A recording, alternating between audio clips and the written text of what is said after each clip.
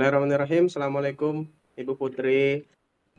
Waalaikumsalam Pak Taslim. Oke, apa kabarnya siang hari ini Bu Putri? Alhamdulillah baik Pak, sehat. Oke, suara Hanya saya saja mungkin terdengar. sedikit ada masalah. Oke, baik. Suara saya terdengar dengan jelas Jelas Bu Pak, Putri jelas. ya? Iya, jelas. Oke, baik. Iya, Baik, jelas Pak. kesempatan siang hari ini Bu Putri, kita akan berbincang santai kurang lebih 15 menit ya Bu Putri ya. Oke, Bu Putri, Baik Pak, topik apa terima nih? kasih atas waktunya Pak. Topik apa nih yang mau kita bicarakan pada siang hari ini Bu Putri? Baik, topiknya itu masalah siswa saya yang kurang aktif dalam proses pembelajaran. Oke, siswanya yang tidak aktif atau kurang aktif dalam proses pembelajaran. Nah, harapannya Ibu Putri sendiri melalui pembicaraan Iya. ini, melalui coaching ini apa nih? Harapan saya melalui coaching ini saya bisa mendapat solusi dari permasalahan saya tadi, yaitu bagaimana supaya siswa saya bisa aktif dalam pembelajaran seperti itu, Pak. Oke, baik, harapannya adalah supaya siswanya bisa ada peningkatan dari segi keaktifan ya dalam proses pembelajaran. Oke, baik. Bu Putri, Iya. kita bahas lebih dalam dulu nih. Nah, masalahnya sebenarnya ini di semua pembelajaran atau pembelajaran tertentu nih ketidakaktifannya.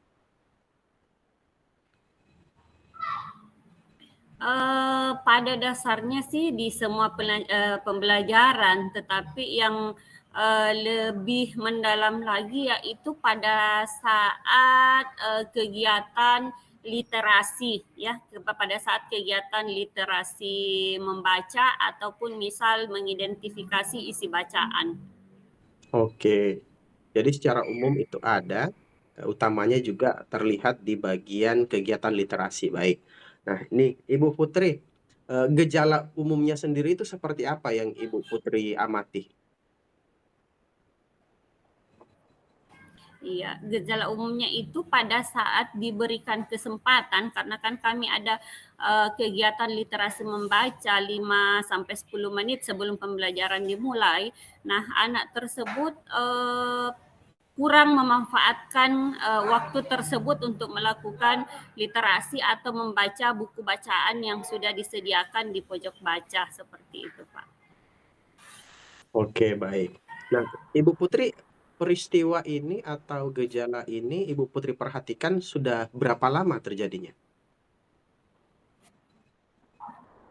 Itu sudah berlangsung kurang lebih sekitar 2 bulan, Pak. Oke, kurang lebih 2 bulan. Baik. Setelah Ibu Putri telusuri, ya, melakukan refleksi diri, menurut Bu Putri, akar penyebab masalah utamanya itu apa?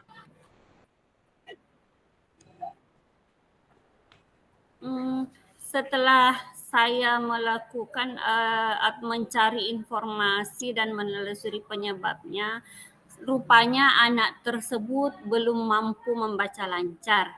Jadi saya beranggapan bahwa ini adalah salah satu penyebabnya sehingga anak tersebut malas pada saat ada kegiatan literasi membaca di kelas karena anak tersebut belum mampu membaca lancar. Seperti itu yang saya identifikasi, Pak. Oke, baik. Akar penyebab masalahnya adalah belum lancar membaca. Itu berapa orang Bu Putri yang mengalami kondisi seperti itu? Kondisinya saat itu satu orang, Pak. Satu orang ya, baik. Kondisi ideal kemampuan membaca siswa di kelas Bu Putri mestinya berada di level berapa itu Bu Putri? Kalau saya rating dari 10, dia saat ini masih berada di angka 3 sampai 4 karena sama sekali belum bisa menyambung kata atau membaca kata. Oke, baik. Masih berada di level 3 sampai 4 ya, untuk kondisi anak tersebut. Nah, sekarang nih Bu Putri, Bu Putri saya yakin I adalah guru yang selalu melakukan pengembangan diri secara rutin Bu Putri ya. Nah dari proses iya, pengembangan Pak. diri itu Bu Putri, ada tidak metode atau aktivitas atau treatment yang Ibu Putri, pikirkan kayaknya ini bagus digunakan untuk, melakukan, pengembangan diri pada siswa tersebut dalam hal membaca? Baik, Pak, saat ini yang ada di pikiran saya itu adalah, memberikan les tambahan khusus membaca untuk anak tersebut pada saat pembelajaran telah selesai. Karena jika saya melakukan pada saat pembelajaran, maka itu bisa mengganggu konsentrasi siswa yang lainnya dan kurang fokus untuk melaksanakan privat tersebut kepada anak. Oke, bentuknya privat, ada metode tertentu yang Ibu Putri gunakan dalam privat tersebut? Oke, metode yang akan saya lakukan itu metode mengajar anak untuk membaca dengan menggunakan metode Iqra. Maksudnya metode Iqra di sini yaitu membaca tanpa mengeja. Jadi saya memperkenalkan kepada anak itu langsung membaca per suku kata, bukan lagi per huruf kemudian dia eja ya. Jadi saya sebut dengan metode Iqra, membaca tanpa mengeja, seperti itu Pak. Oke, menggunakan metode Iqra ya. Nah, di sini Ibu Putri ada target pelaksanaannya dalam waktu 1 pekan itu berapa hari dan durasi 1 kali pertemuan itu berapa lama kira-kira? Baik, kalau untuk target kegiatannya dalam sepekan, sebisa mungkin saya usahakan setiap hari karena metode Iqra ini membaca dia harus kontinu, harus dilaksanakan secara rutin agar anak-anak tidak lupa. Tapi dalam 1 kali itu hanya paling 10 sampai 15 menit paling lama. Tapi idealnya itu sama cukup sampai 10 menit saja untuk 1 kali pertemuan. Tetapi diusahakan setiap hari pelaksanaannya. Seperti itu, Pak. Nah, ini kan dilaksanakannya sepulang sekolah Bu Putri ya, sebagai jam tambahan. Nah, misalnya nih Bu Putri, ada kondisi di mana anak tersebut Iya. tiba-tiba kok merasa bosan. Nah, itu bagaimana cara menanganinya Bu Putri? Iya, betul sekali, Pak. Karena itu saya sudah antisipasi ya, makanya saya tadi mengatakan bahwa kegiatan ini saya hanya lakukan maksimal 10 menit. Itu maksimal itu 15 menit sudah lama sekali itu. Hal ini dilakukan untuk mengantisipasi adanya rasa bosan terhadap anak ya, karena kita hanya fokus di membaca. Nah, kalau tingkat fokusnya anak-anak kan itu paling lama juga ya antara 5 sampai 10 menit agar anak-anak tidak merasa jenuh ataupun bosan dengan kegiatan ini. Seperti itu, Pak. Oke, baik. Jadi di sini fokusnya adalah penggunaan durasi ya, efisiensi durasi. Baik, Ibu Putri, ada daya dukung yang Iya. dibutuhkan supaya metode ataupun treatment ini berjalan dengan baik dalam prosesnya? Yang saya butuhkan di sini adalah dukungan dari orang tua siswa tersebut karena memang harus ada kolaborasi antara guru dengan orang tua karena ini harus dilaksanakan secara kontinu atau secara berkesinambungan. Jika apa yang saya ajarkan di sekolah, apa yang Ananda baca di sekolah, itu harus dia ulang di rumah minimal 1 kali 5 menit 5 menit saja ya supaya anak-anak tersebut tidak jenuh dan itu harus orang tua di rumah juga harus konsisten, makanya itu saya sangat membutuhkan bantuan dan komitmen dari orang tuanya seperti itu.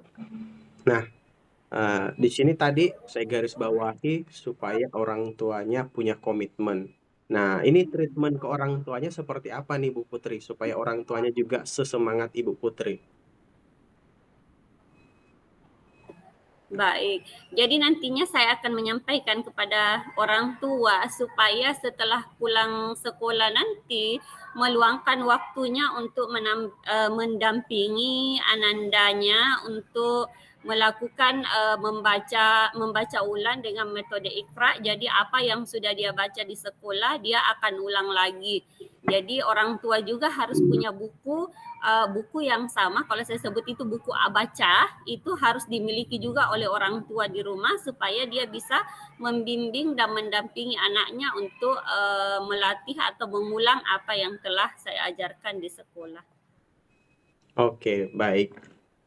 Bu Putri, nah sekarang nih Bu Putri, itu kan tadi kita sudah lihat perencanaan Bu Putri itu sudah sangat matang ya. Nah, Bu Putri sendiri targetnya siswa ini bisa mencapai level yang diinginkan Bu Putri itu kapan? Baik, kalau target saya itu targetnya kurang lebih 3 bulan anak tersebut sudah mampu membaca lancar, ya. Itu kurang lebih 3 bulan ya dia sudah bisa membaca lancar dan sudah sebelum masuk penilaian akhir semester anak tersebut sudah menunjukkan keaktifannya dalam belajar, seperti itu barangkali Pak. Oke, kurang lebih 3 bulan ya. Baik, Bu Putri ini mau dimulai kapan Iya. ya hitungannya? Secepatnya Pak, saya usahakan minggu depan saya sudah bisa memulai. Namun sebelumnya saya konfirmasi dulu ke orang tua bagaimana supaya orang tua juga berkomitmen bisa secara kontinu melakukan hal ini supaya ada hasilnya nanti bisa maksimal dan sesuai dengan target yang sudah saya targetkan Pak. Oke, baik. Kalau itu tadi target waktu, nah target kualitas membacanya sendiri seperti apa nih? Apakah hanya sekedar mampu membaca atau sampai membaca pemahaman atau seperti apa yang diharapkan Bu Putri dari kurang lebih 3 bulan nanti ini? Baik. Kalau untuk 3 bulan itu ya, target saya hanya dia bisa dulu membaca lancar. Ya, yang 3 bulan itu bisa dulu membaca lancar. Nah, seperti yang saya sampaikan tadi bahwa saya usahakan atau saya targetkan sebelum penilaian akhir semester berlangsung, anak ini sudah bisa dalam taraf pemahaman ya. Jadi bukan lagi sekedar lancar membaca, tetapi sudah mampu membaca dan memahami apa yang dibacanya seperti itu, Pak. Oke, baik. Saya kira sudah sangat luar biasa apa yang Ibu Putri tadi eksplorasi ya, mulai dari perencanaan sampai penentuan targetnya. Nah, selama proses perbincangan kita ini yang sudah berlangsung kurang lebih 13 menit, Bu Putri. Nah, apa refleksi dari Bu Putri sendiri?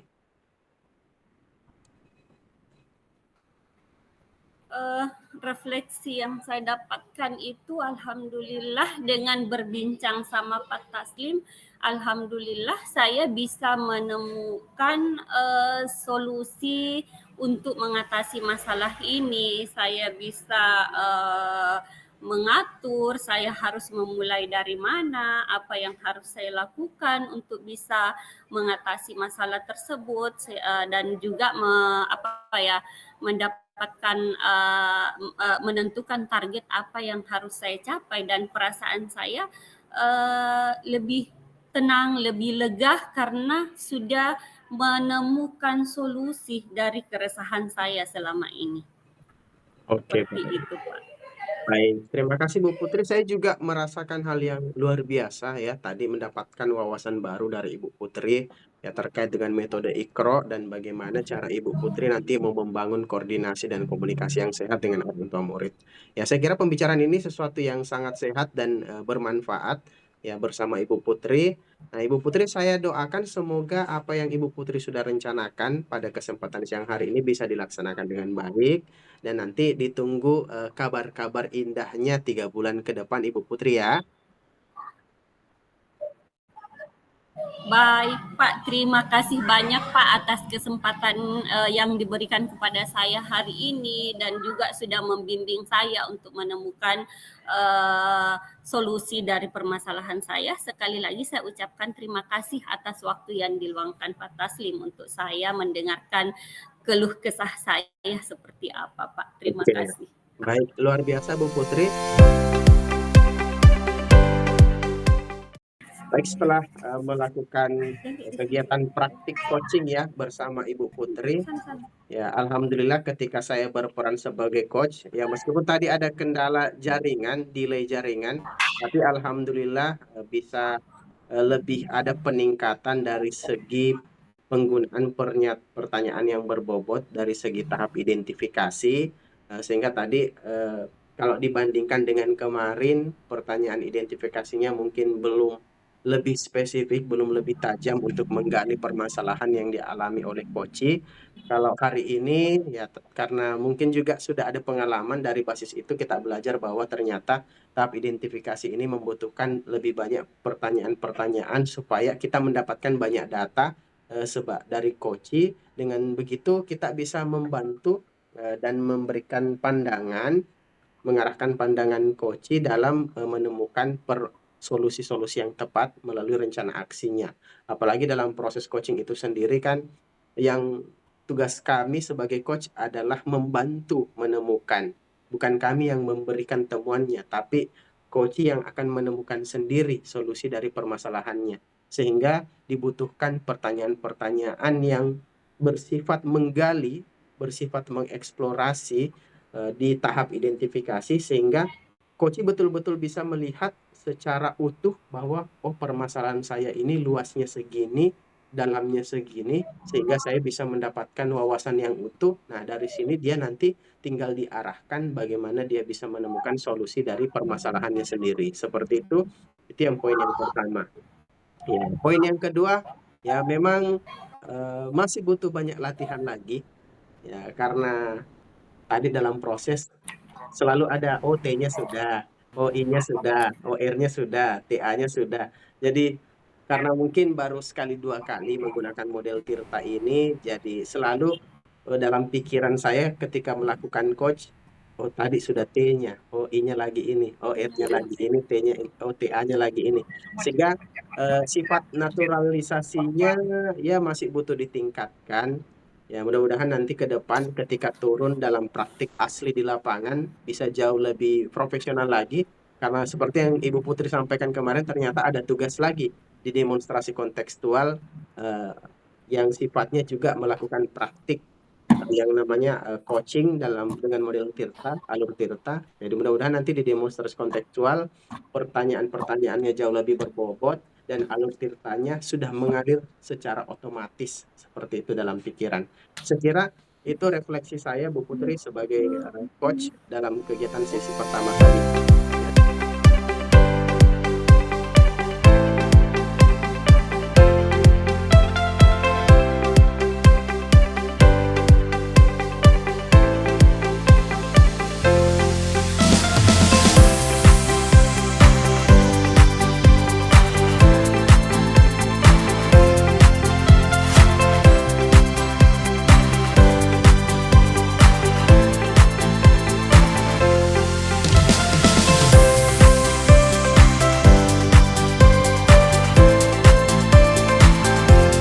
Ya, Bismillahirrahmanirrahim. Assalamualaikum warahmatullahi wabarakatuh. Bagaimana Waalaikumsalam. kabar Pak Taslim hari ini? Waalaikumsalam warahmatullahi wabarakatuh. Alhamdulillah baik Bu Putri.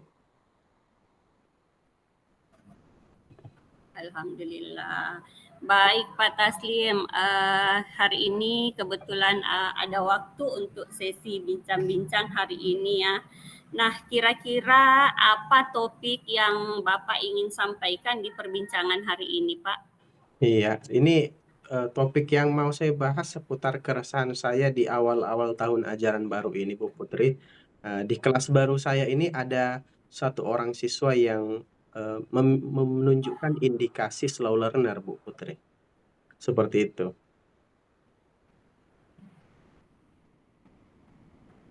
Siswa yang slow Learner. Slow learner berarti kurang aktif belajar begitu Pak ya? Ya, lambat dalam memahami materi. Oh, lambat dalam memahami sebuah materi ya, berarti tingkat pemahamannya yang kurang seperti itu barangkali Pak ya? Iya, Bu. Nah, baiklah. Pak Taslim, kira-kira apa yang Bapak harapkan dari perbincangan kita siang hari ini, Pak? Ya, melalui perbincangan ini harapannya saya bisa menemukan solusi yang terbaik ya untuk memberikan penanganan terhadap siswa saya yang satu orang ini, Bu Putri. Seperti itu ya, Bapak ingin menemukan solusi atau penanganan dari siswa yang lambat pemahaman tadi, Pak ya. Oke, baik Pak Taslim. Nah, di sini saya coba perdalam lagi Pak ya. Sebenarnya apa indikasi yang Bapak lihat sehingga masuk siswa yang lambat dalam memahami? Oke, baik. Terima kasih, Halo Bu Pak, Putri. kedengaran? Iya, kedengaran, Ibu. Ya, jadi di sini waktu tahun ajaran pertama ini khususnya untuk pertemuan pertama dan pertemuan kedua. Nah, di sini saya mengamati setiap ada pembelajaran matematika khususnya, ya siswa tersebut selalu membutuhkan penjelasan yang lebih berulang ya dibanding teman-teman yang lain. Jadi biasa kalau sudah ada penjelasan secara klasikal, ya dia biasanya membutuhkan lagi penjelasan secara individual. Jadi kan biasanya aktivitas belajarnya kelompok. Nah, klasikal selesai, kelompok selesai, ya ternyata anak ini masih membutuhkan lagi pendampingan secara individu. Sehingga saya perhatikan, wah, ini ternyata anak ini kemampuan daya serapnya ternyata lebih lambat dibanding teman-teman yang ada di kelasnya. Seperti itu, Bu Putri.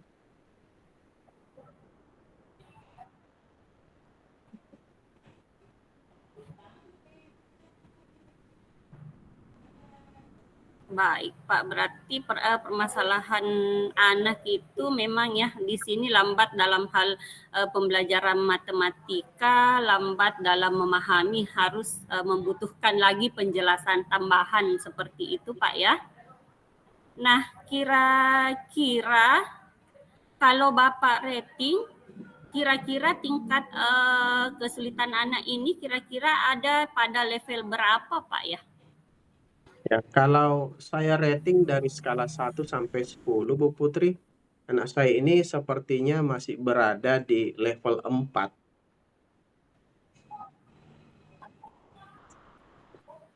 Masih berada di level 4 ya Pak. Oke, baik. Nah, eh, begini Pak. Nah, berdasarkan dari hasil identifikasinya Bapak, kira-kira ada tidak kiat-kiat atau rencana yang akan Bapak lakukan untuk menghadapi anak tersebut? Oke, jadi kalau kiat-kiat sendiri, nah di sini kan dalam kesehariannya saya sudah melakukan pendampingan ataupun scaffolding secara individu. Nah, di sini sepertinya yang saya mau tekankan lagi adalah metode-metode dalam memberikan pendampingannya. Ya, karena ini selama ini ya pendampingannya ya pendampingan yang sifatnya tidak terencana saja. Hanya terjadi begitu saja istilahnya. Karena saya melihat anak tersebut butuh, makanya saya berikan. Tapi setelah menyadari bahwa anak tersebut membutuhkan pelayanan khusus, maka saya mulai membuat yang namanya perencanaan berdasarkan kesiapan belajarnya. Jadi saya juga mulai melihat ini anak gaya belajarnya seperti apa, sehingga nanti ketika saya memberikan pendampingan atau scaffolding, metode-metode yang saya pakai itu lebih pas dengan kebutuhan dan karakteristik anak tersebut. Sama satu lagi yang saya sedang coba untuk lakukan ini, saya mencoba untuk membuatkan media pembelajaran khusus supaya anak tersebut bisa terbantu untuk mengelola pemahaman-pemahaman matematika yang dia pelajari. Karena saya perhatikan anak tersebut Terputus. kalau menggunakan benda-benda konkret, biasanya jauh lebih bagus, lebih lebih dia lebih mudah memahami, seperti itu Bu Putri. Iya, baik Pak, mohon maaf tadi sempat terputus karena jaringan saya mungkin kurang bagus. Saya ulang kembali Pak ya, metode apa atau cara-cara apa kira-kira yang Bapak akan lakukan untuk mengatasi masalah ini Pak? Mohon maaf karena tadi jaringannya sempat terputus. Iya, jadi saya mencoba kan selama ini sudah melakukan scaffolding atau pendampingan secara individu. Nah, di sini saya ingin mengeksplorasi lebih jauh terkait gaya belajar sama kesiapan belajar anak tersebut. Ya, sehingga nanti kalau memberikan metode dan pendampingannya itu jauh lebih pas. Sama saya juga berencana mencoba membuat media pembelajaran yang sifatnya konkret, ya, supaya nanti ketika dia belajar matematika lebih nyaman karena lebih banyak indera yang bisa dia gunakan. Kalau selama ini kan menggunakan video mungkin hanya visual dan audionya saja yang berfungsi. Tapi kalau ada benda konkret, maka indera perabanya juga bisa digunakan sehingga jauh lebih banyak masukan stimulus yang diperoleh anak tersebut. Seperti itu Bu Putri. Iya, baik. Tadi saya menangkap bahwa metode yang akan Bapak lakukan itu adalah salah satunya adalah dengan membuat media-media pembelajaran yang bersifat konkret, Pak ya. Seperti itu barangkali metode yang akan Bapak gunakan. Nah, melalui metode yang Bapak gunakan, kira-kira siapa saja atau siapa saja yang Bapak butuhkan untuk memberikan dukungan-dukungan tersebut agar rencana Bapak bisa berjalan secara maksimal? Oke, kalau yang daya dukung, saya butuhnya sepertinya yang paling utama ada dua. Yang pertama itu tentunya orang tua anak tersebut, ya, supaya bisa juga membantu dan melihat bahwa oh anaknya ini sedang dalam proses penanganan untuk peningkatan kompetensi, sehingga minimal di rumah orang tuanya bisa memberikan motivasi, ya, memberikan motivasi supaya anaknya tetap giat dan tidak mudah menyerah seperti itu dalam proses belajar. Kalau yang kedua itu adalah bantuan dari rekan sejawat, utamanya guru-guru yang lebih senior, ya, sehingga nanti bisa mereview apakah hal yang sudah saya lakukan ini sudah tepat ataukah mungkin ada yang perlu diperbaiki selama prosesnya. Seperti itu Bu Putri.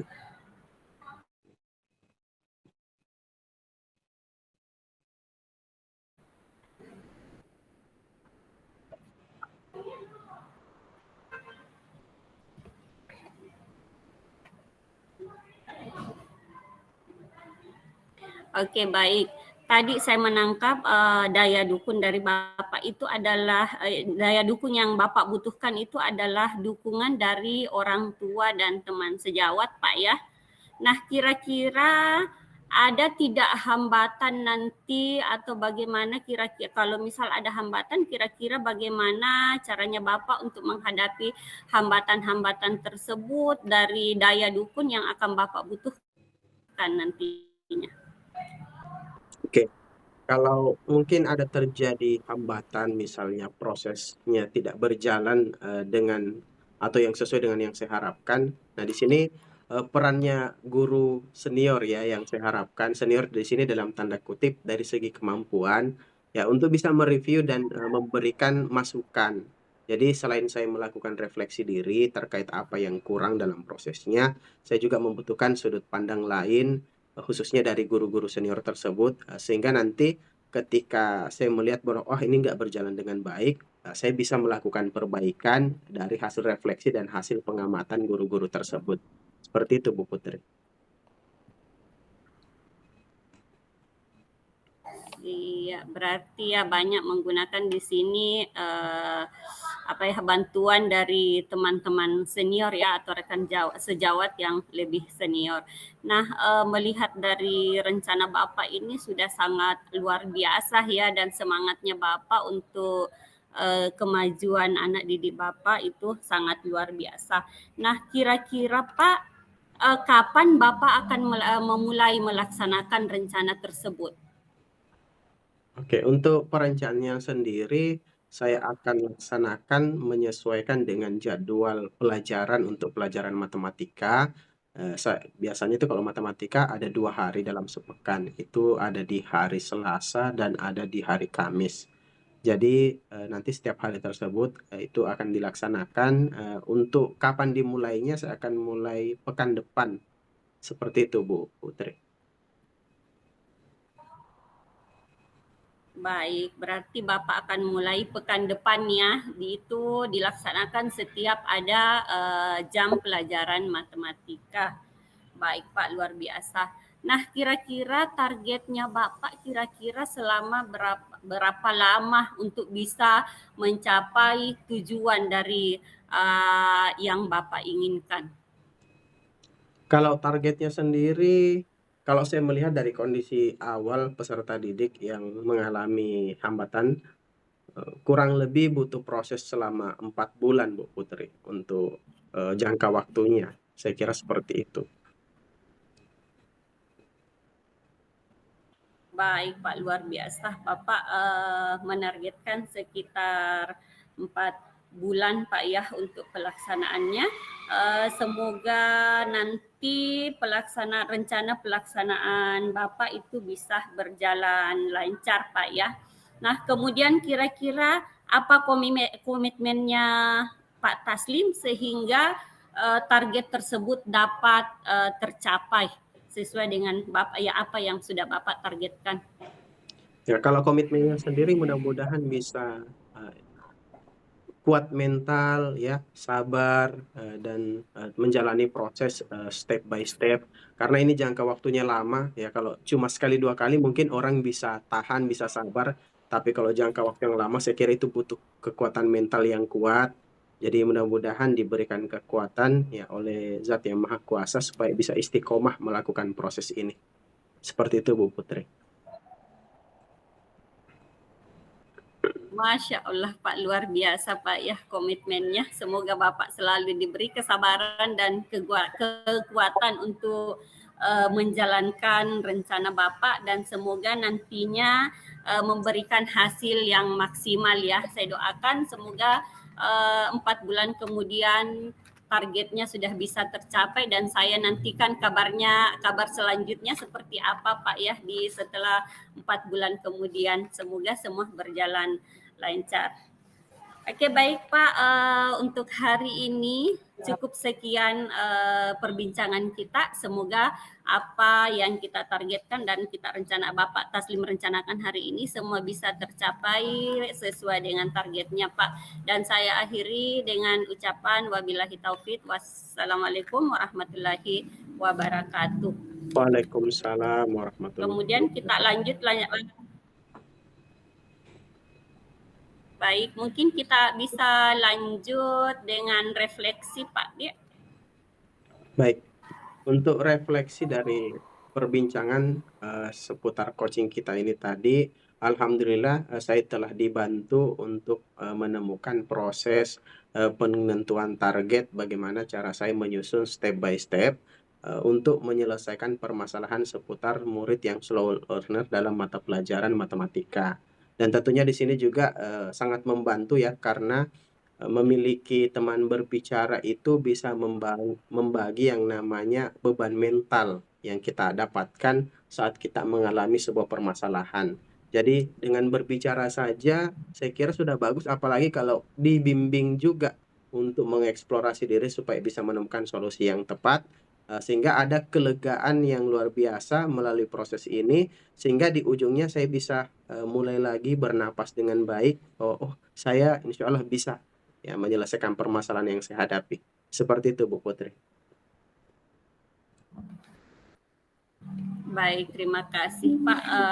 Di sini saya juga sebagai coach mendapat ilmu baru ya, pengalaman baru bagaimana menghadapi anak-anak yang lambat dalam pemahaman. Tadi Bapak Taslim mengungkapkan beberapa metode untuk menghadapi masalah tersebut. Jadi ini juga merupakan sebuah pengalaman baru untuk saya dan semoga nanti kalau pada saat saya menghadapi masalah seperti itu, mungkin saya juga akan mencoba metode dari apa yang disampaikan tadi oleh Pak Taslim. Terima kasih atas refleksi yang diberikan.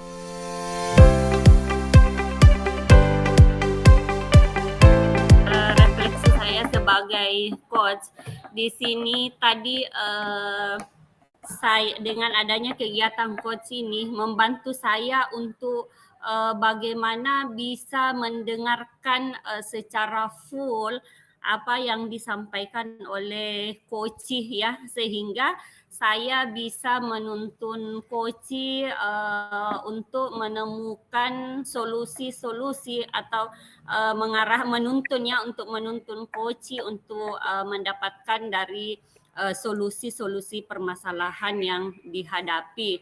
Kemudian juga di sini saya sangat luar biasa dengan adanya proses coaching ini membantu saya untuk bagaimana cara membuat pertanyaan-pertanyaan di sini mengidentifikasi membuat pertanyaan yang berbobot ya. Jadi ini juga mungkin buat saya sendiri pelajaran buat saya mungkin masih perlu lagi belajar banyak bagaimana caranya mengidentifikasi atau membuat pertanyaan yang lebih berbobot lagi atau lebih tajam lagi sehingga bisa menuntun coach untuk mengungkapkan permasalahan yang dihadapi dan kemudian menemukan apa akar permasalahannya, kemudian menuntun coach untuk menemukan sendiri solusi dari permasalahan yang dia hadapi. Jadi di sini ada dua hal yang saya garis bawahi, yaitu adalah bagaimana saya bisa secara full mendengarkan dan juga yang buat saya yang perlu lagi saya tingkatkan itu adalah dalam mengidentifikasi yaitu pada saat melontarkan pertanyaan-pertanyaan kepada coach ya, supaya nantinya pada saat kegiatan selanjutnya atau tugas selanjutnya saya sudah mampu memberikan pertanyaan-pertanyaan yang lebih tajam atau lebih berbobot sehingga coach bisa lebih terarah dalam mengeluarkan mengeluarkan semua masalahnya dan juga menemukan solusinya. Saya kira seperti itu Pak Taslim refleksi dari saya. Terima kasih. Baik, terima kasih Bu Putri.